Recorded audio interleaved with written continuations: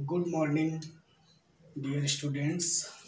मैं Amit Dwivedi, BBS inter college Shivguti Allahabad. बच्चों, काफ़ी दिनों से प्रतीक्षारत था क्लास 9th के लिए बायोलॉजी पोर्शन में। पिछले लेक्चर में हम चर्चा कर रहे थे फंडामेंटल यूनिट ऑफ लाइफ के बारे में, जिसमें आपने टाइप्स ऑफ सेल, कोशिका के प्रकार, जिसमें आपने प्रोकैरियोटिक और यूकैरियोटिक सेल के बारे में काफ़ी कुछ आपने सीखा था। उसी टॉपिक को आगे बढ़ाते हुए नेक्स्ट जो हम चर्चा करेंगे वह है आपका स्ट्रक्चर ऑफ सेल। नेक्स्ट जो बात हम करेंगे वह है स्ट्रक्चर ऑफ सेल। इसको कहते हैं कोशिका की संरचना। कोशिका की संरचना, स्ट्रक्चर ऑफ सेल। इस स्ट्रक्चर ऑफ सेल में सबसे पहली जो बात आती है वह है कोशिका का आकार। कोशिका का आकार एवं आकृति। जैसे इस पृथ्वी पर जितने भी जीव उपस्थित हैं उनकी शारीरिक रचना समान नहीं है, उसी प्रकार से जीवों की जो कोशिकाएं हैं वे आपके विभिन्न आकार की होती हैं। तो जीवों की कोशिकाओं के आकार में जो बात आती है, जीवों की कोशिकाएं प्रायः गोलाकार, गोल शेप में गोलाकार, अंडाकार, अंडे के आकार के, घनाकार, तस्तरी, तस्तरी नुमा। जीवों की कोशिकाएं गोलाकार, अंडाकार, घनाकार, तस्तरी नुमा, फीते के समान। फीते के समान, जैसे फीता होता है उसके समान, जैसे तस्तरी या प्लेट होता है उस आकार में भी जीवों की सेल होती हैं, फीते के समान। बहुभुजाकार, बहुभुजाकार, षटकोणीय, षटकोणीय, आदि आकार की होती हैं, आदि आकार की होती है। अर्थात जीवों में इतनी प्रकार के या इतने आकार की जो सेल है वो पाई जाती है। गोलाकार, अंडाकार, घनाकार, तस्तरी नुमा, फीते के समान, बहुभुजाकार, बहुभुजाकार, षटकोणीय आदि आकार की होती हैं कोशिकाएं विशेष रूप से। इसी संदर्भ में सेल की जो आकृति की जो बात आती है, जैसे प्लूरोन्यूमोनी, प्लूरोन्यूमोनी या प्लूरोन्यूमोनिया की जो कोशिका होती है, प्लूरोन्यूमोनिया की जो कोशिका होती है, यह सबसे छोटी सेल, सबसे छोटी कोशिका होती है। सबसे छोटी क्या होती है? कोशिका होती है। कोशिकाओं को एक चीज यहाँ पर ध्यान दीजिएगा बेटा, किसी भी सेल को देखने के लिए आपको क्या चाहिए? सूक्ष्मदर्शी चाहिए। किसी भी सेल को आप जो है विशेष रूप से आप सूक्ष्मदर्शी के माध्यम से ही देख सकते हैं।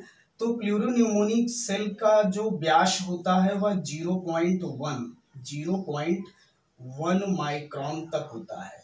0.1 माइक्रोन इसका क्या होता है? व्यास होता है। इसी में एक आती है आपकी फ्लैक्स।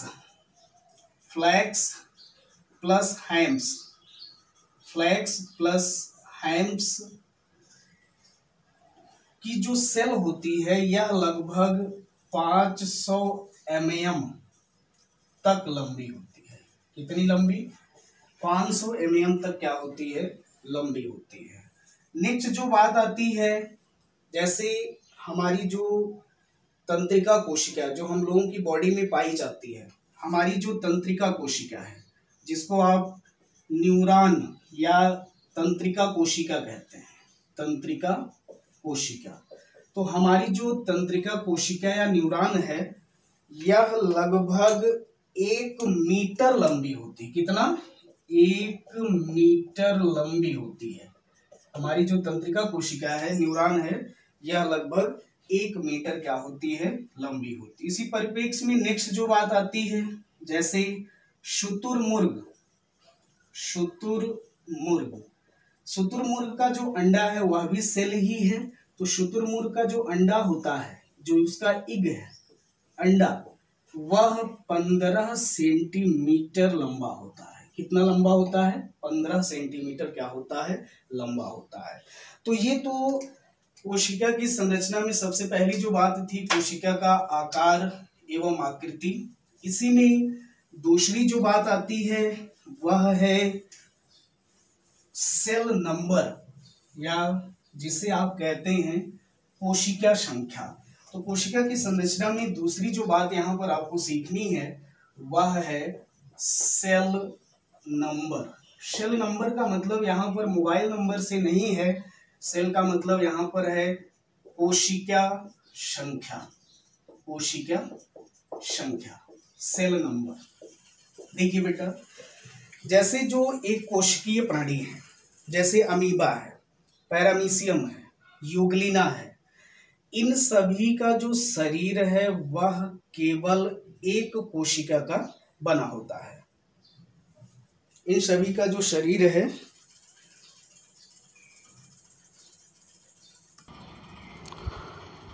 तो जैसे सेल नंबर में एक कोशिकीय जो प्राणी है, एक कोशिकीय जीव, जैसे अमीबा है, अमीबा, पैरामीशियम है, अमीबा, पैरामीशियम, इसी में एक आता है यूग्लिना, यूग्लिना। अमीबा एक अमृत प्राणी है, पैरामीशियम ये चप्पल के आकार का प्राणी होता है, आगे आपको बताया जाएगा। यूग्लिना है, ये पौधे और जंतुओं के मध्य का एक प्राणी होता है, जंतु है, इसमें पौधे और जंतुओं दोनों के लक्षण पाए जाते हैं।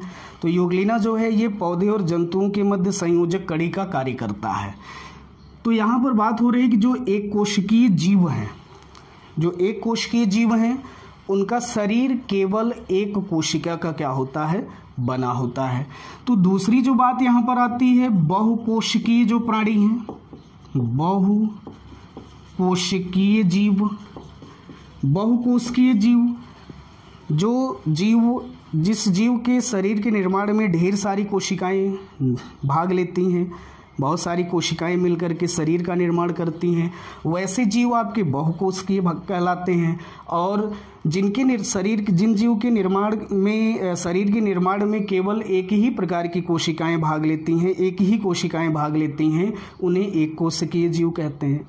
जैसे हम लोग हैं, मनुष्य है, मनुष्य के शरीर के निर्माण में लगभग 1000 खरब कोशिकाएं, मनुष्य के शरीर के निर्माण में, शरीर के निर्माण में लगभग 1000 खरब, लगभग 1000 खरब कोशिकाएं भाग लेती हैं। मनुष्य के शरीर के निर्माण में लगभग 1000 खरब कोशिकाएं क्या होती हैं? भाग लेती हैं। तो मनुष्य आपका कैसा है? बहुकोशिकीय है। आपको जो पौधे लंबे चौड़े दिखाई देते हैं, बड़े बड़े दिखाई देते हैं, 5 फीट, 10 फीट, 25 फीट, 50 फीट लंबे जो दिखाई देते हैं, ये भी क्या हैं? आपके मल्टी सेलुलर हैं, बहुकोशिकीय हैं। तो जो बहुकोशिकीय जीव हैं उनका शरीर बहुत सारी कोशिकाओं द्वारा बना होता है, उसमें बहुत सारी कोशिकाओं की संख्या होती है, क्योंकि आपको कोशिका संख्या पढ़ना है। और जो एक कोशिकीय जीव होते हैं, जो सूक्ष्मदर्शी होते हैं, उनका जो शरीर है वह केवल एक कोशिकाओं का क्या होता है, बना होता है। इसी में आगे हम टॉपिक को बढ़ाते हुए नेक्स्ट जो बात है, बार बार यहाँ पर सेल की बात आ रही है, तो अब हम सबसे पहले प्लांट सेल का अध्ययन करेंगे। पादप कोशिका का सबसे पहले हम अध्ययन करेंगे, उसकी संरचना का अध्ययन करेंगे। तो सबसे पहला यहाँ पर जो आपका आता है वह है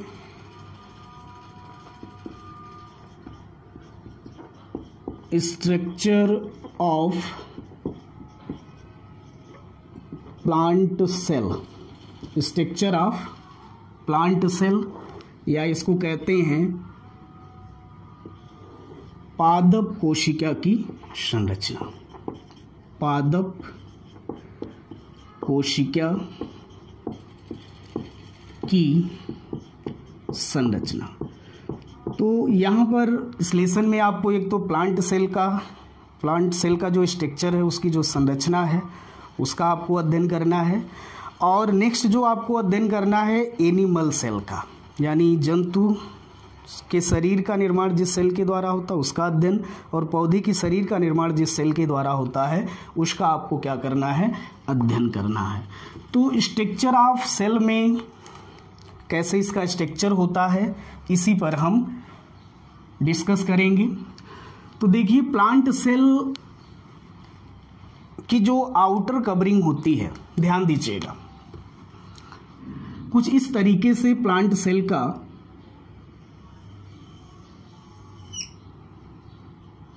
स्ट्रक्चर होता है।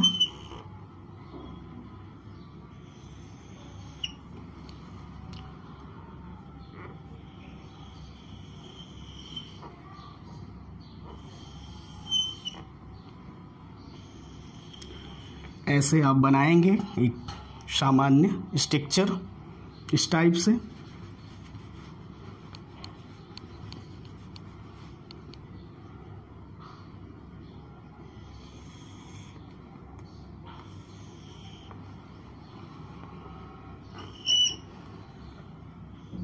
ये रचना है प्लांट सेल की। जो सबसे बाह्य भित्ति होती है, ये आपकी कोशिका भित्ति कहलाती है। ये सबसे बाह्य भित्ति है प्लांट सेल की, सबसे बाह्य भित्ति है। और इस बाह्य भित्ति को कोशिका भित्ति कहते हैं, जो प्लांट सेल की एक सुरक्षा कवच होती है। यह भित्ति निर्जीव होती है। कैसी होती है? निर्जीव होती है। इसमें किसी भी प्रकार का जीवन नहीं होता है। ये भित्ति निर्जीव होती है, जो विशेष रूप से सेलुलोज से निर्मित होती है। किससे निर्मित होती है? सेलुलोज से। जैसे आपको बताया गया था कोशिका भित्ति, आपने पढ़ा था टाइप्स ऑफ सेल में, प्रोकैरियोटिक और यूकैरियोटिक सेल में आपने जो कोशिका भित्ति पढ़ा था, उसमें आपको बताया गया था कि जो कोशिका भित्ति होती है यह केवल पौधों में होती है। किसमें होती है? पौधों में होती है। और जंतुओं में इसकी कोई व्यवस्था नहीं होती है। जंतुओं में इसकी कोई व्यवस्था नहीं होती है। तो सबसे बाह्य आवरण आपका कोशिका भित्ति हो गया। और मध्य का जो आवरण है इसको कहते हैं मध्य पटलिका या मध्य पटल कहा जाता है। और ये जो आवरण है जिसको मैं बना रहा हूँ, ये जो लेयर है, ये आपकी प्लाज्मा झिल्ली, या इसको सेल मेम्ब्रेन या प्लाज्मा मेम्ब्रेन या इसको बायो मेम्ब्रेन कहते हैं। तो सबसे बाह्य जो आवरण आपका हुआ ये है, ये आपकी कहलाती है कोशिका भित्ति। क्या कहलाती है? कोशिका भित्ति। और इसकी उपस्थिति अभी मैंने बताया केवल प्लांट सेल में होती है। एनिमल सेल में कोशिका भित्ति की कोई व्यवस्था नहीं होती है। एनिमल सेल में कोशिका भित्ति की कोई व्यवस्था नहीं होती है। आगे हम आपको बताएंगे क्यों प्लांट सेल में सेल वॉल या कोशिका भित्ति तो होता है, लेकिन एनिमल सेल में क्यों सेल वॉल नहीं होता है। तो सीधी सी बात है बेटा, जैसे हम लोग जंतु हैं, ठीक है। अगर किसी भी प्रकार की प्राकृतिक आपदा, जैसे आंधी आ गई, तूफान आ गया, बाढ़, आपका बारिश होने लगा, ठीक है, या किसी भी प्रकार की कोई आपदा अगर आती है तो हम लोग क्या करते हैं, खुद को सुरक्षित कर लेते हैं। हम लोग खुद को सुरक्षित आवास में क्या करते हैं, पहुंचा देते हैं। लेकिन पौधे आपके स्थिर होते हैं, पौधे गतिशील होते नहीं हैं, वे एक स्थान से दूसरे स्थान तक गति नहीं कर सकते हैं। तो स्वाभाविक सी बात है, पौधे एक जगह स्थिर होते हैं और जितनी भी प्राकृतिक आपदाएं हैं या जितनी भी प्राकृतिक घटनाएं घटित होती हैं, उन सभी प्राकृतिक घटनाओं को झेलने के लिए पौधे में कोशिका भित्ति की क्या होती है, व्यवस्था होती है, जबकि जंतुओं में कोशिका भित्ति की व्यवस्था नहीं होती है। ये जो दूसरी बात आती है, ये आपकी कहलाती है मध्य पटल। मध्य पटल यह विशेष रूप से पेक्टिन पदार्थों के द्वारा बना होता है। सेल के कोशिका भित्ति के बाद जो लेयर होती है वो आपकी मध्य पटल कहलाती है। और ये मध्य पटल विशेष रूप से पेक्टिन पदार्थों के द्वारा बना होता है, जो कोशिकाओं को आपस में जोड़ने का कार्य करता है। ये जो रचना है इसको कहा जाता है प्लाज्मोडेस्मा, इसको कहते हैं प्लाज्मोडेस्मा।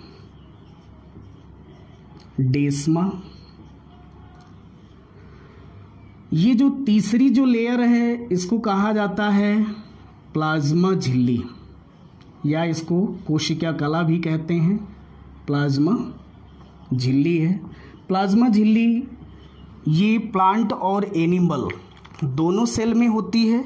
यह विशेष रूप से आपकी अर्ध पारगम्य झिल्ली होती है, सेमी परमेबल होती है, क्योंकि झिल्लियाँ आपकी 3 हैं। एक आपकी पारगम्य झिल्ली होती है।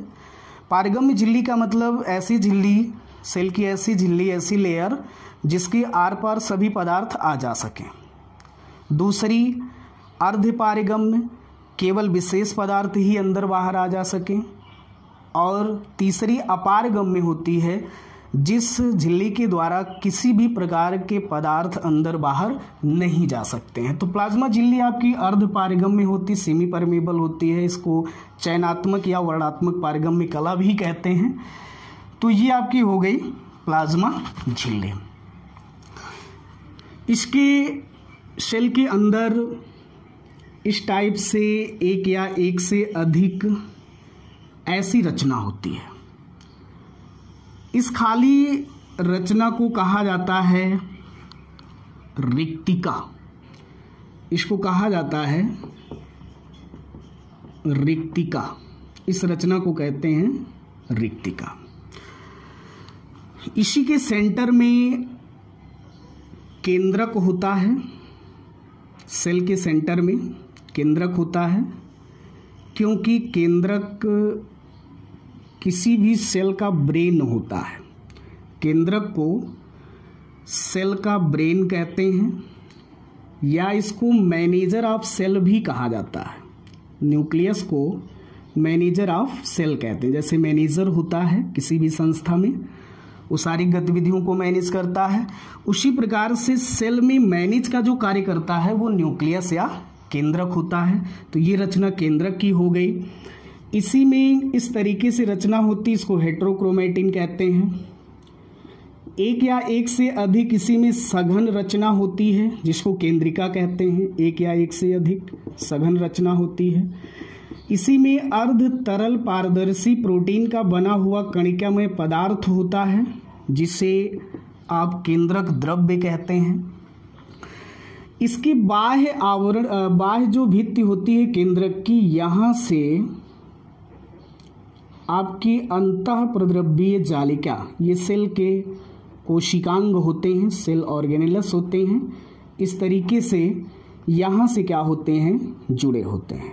इसकी जो बाह्य भित्ति होती है केंद्रक की, इसकी बाह्य भित्तियों से इस टाइप से रचना जुड़ी होती है।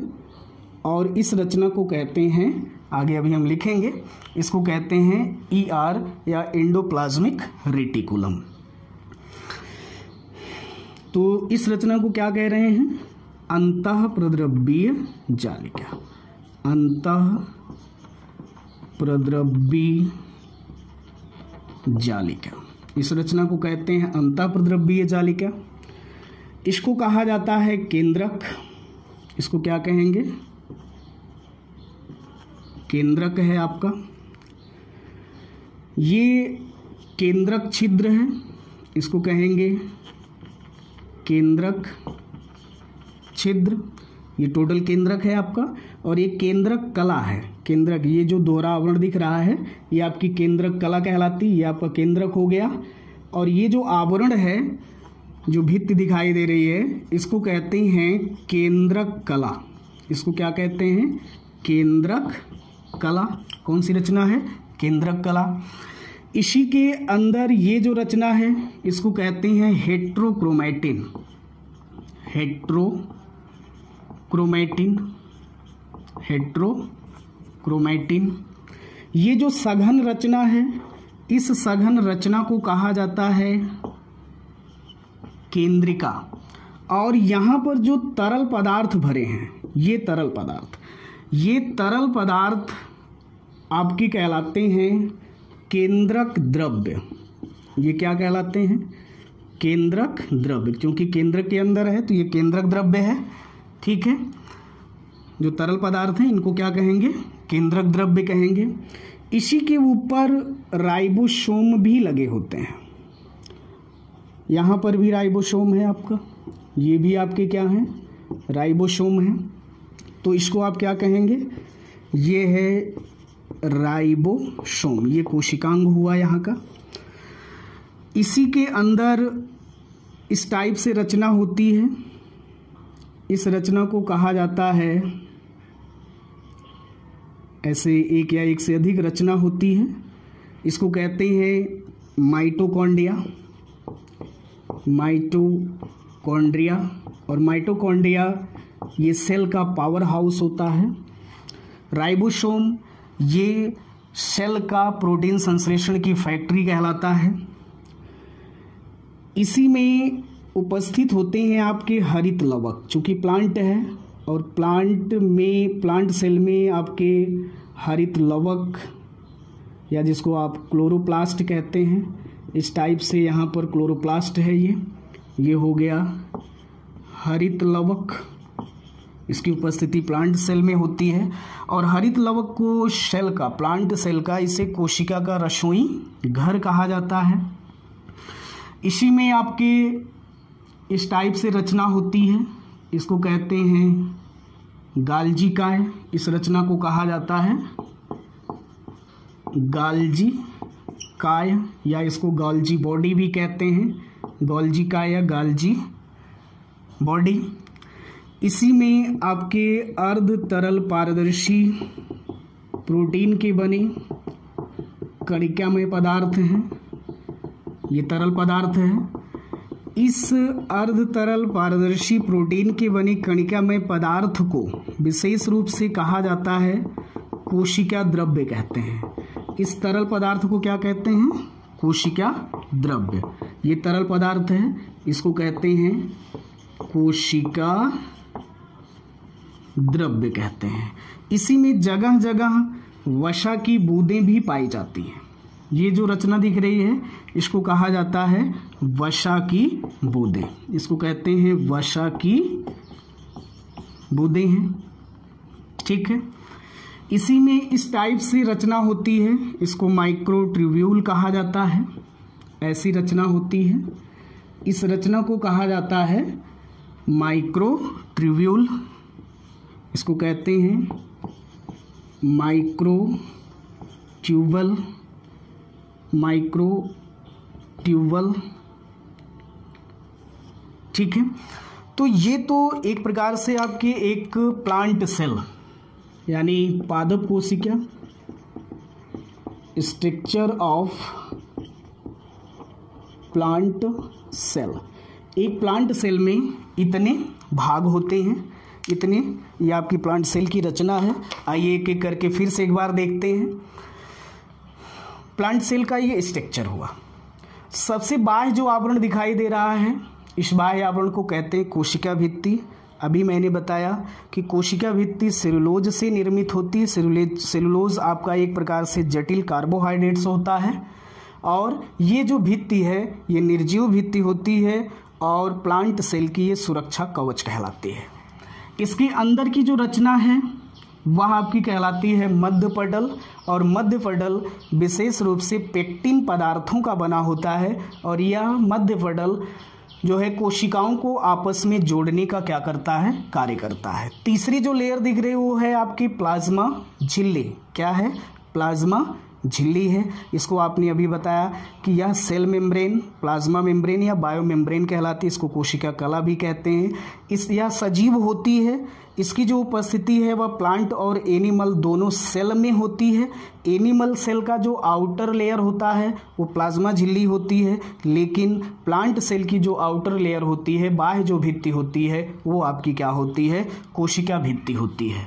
इसी में ये जो खाली स्थान दिखाई दे रहे हैं ब्रेक हुए, ये आपके प्लाज्मोडेस्मा कहलाते हैं। क्या कहलाते हैं? प्लाज्मोडेस्मा कहलाते हैं।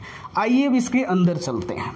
इसके अंदर ये जो तरल पदार्थ उपस्थित है, इस तरल पदार्थ को आपने क्या नाम दिया? कोशिका द्रव्य या साइटोप्लाज्म नाम दिया। इसी साइटोप्लाज्म में कोशिका के सभी भाग उपस्थित होते हैं। इसी साइटोप्लाज्म में कोशिका के सभी भाग क्या होते हैं? उपस्थित होते हैं।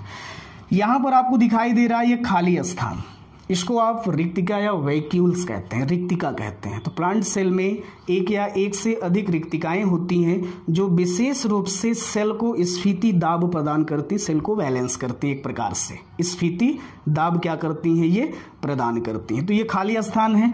इसके अंदर ये जो आवरण दिख रहा है इसको कहा जाता है टोनोप्लास्ट। इस आवरण को क्या कहते हैं? टोनोप्लास्ट। ये जो आवरण है इसको कहा जाता है टोनोप्लास्ट।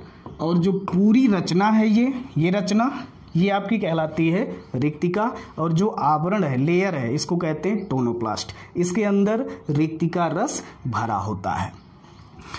इसके सेंटर में देखिए ये आपका न्यूक्लियस है। अभी मैंने बताया ये ब्रेन ऑफ सेल होता है, मैनेजर ऑफ सेल होता है। क्यों ब्रेन ऑफ सेल होता है, क्यों मैनेजर ऑफ सेल होता है? क्योंकि सेल में जितनी भी क्रियाएं घटित होती हैं उन सभी क्रियाओं का संचालन और नियमन इसी केंद्रक के द्वारा होता है। केंद्रक के अंदर एक या एक से अधिक सघन रचना होती है जिसको केंद्रिका कहते हैं। जिसको क्या कहते हैं? केंद्रिका कहते हैं। इसी केंद्रिका में डीएनए और आरएनए पाए जाते हैं। इसी केंद्रिका में, जैसे आपने सुना होगा, सेल में क्या होता है? डीएनए होता है। तो कहाँ पर होता है? केंद्रिका में होता है। कहाँ पर? केंद्रिका में ही क्या होते हैं? आपके डीएनए और आरएनए उपस्थित होते हैं। इसमें जो तरल पदार्थ है, इस तरल पदार्थ को ये रचना है, ये आपकी केंद्रिका है, और इसमें जो ये तरल पदार्थ हैं ये आपके कहलाते हैं क्या? केंद्रक द्रव्य कहलाते हैं। क्या कहलाते हैं? केंद्रक द्रव्य कहलाते हैं।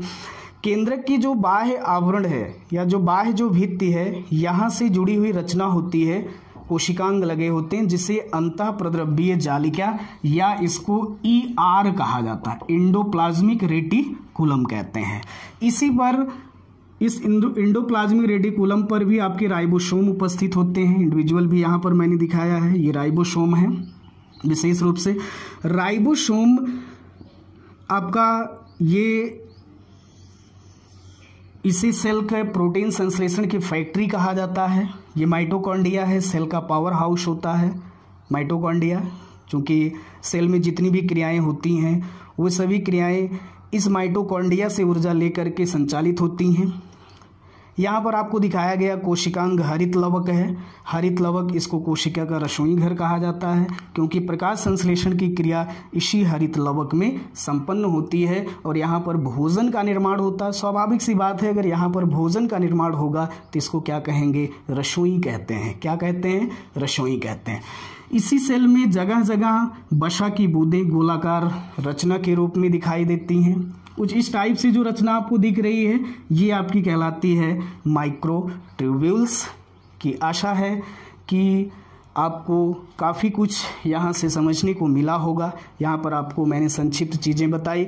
जितने टॉपिक्स हैं इन सभी टॉपिक्स पर एक एक करके हम चर्चा करेंगे, क्योंकि इस लेसन का the fundamental unit of life का ये टोटल बेस है। इतनी चीज़ों को आपको सीखना है तो एक एक करके सभी का स्ट्रक्चर और उससे जुड़ी हुई जो बातें हैं उसका जो कार्य है, इस पर हम नेक्स्ट वीडियो में चर्चा करेंगे। तब तक के लिए थैंक यू, धन्यवाद।